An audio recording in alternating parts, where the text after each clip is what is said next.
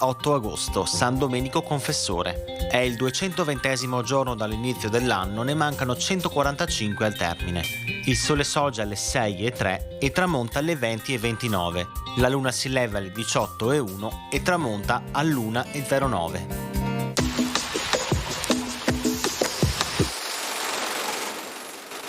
1553. Muore Girolamo Fracastoro, medico e umanista veronese. Conseguita la laurea a Padova, si interessò di matematica, astronomia, botanica, fisica, filosofia, geografia, musica e poesia. La sua fama era così grande da essere chiamato ovunque per consigli. Il pontefice Paolo III lo nominò medico del Concilio di Trento.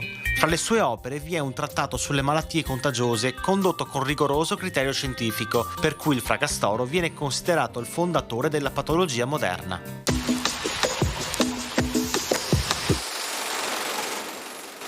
Le previsioni per domani. Cielo sereno o poco nuvoloso, salvo cumuli pomeridiani in prossimità dei rilievi. Qualche nota instabile tra pomeriggio e sera sui settori montuosi. Temperatura in pianura stazionarie o in locale variazione, in montagna minime in calo, massime in ripresa.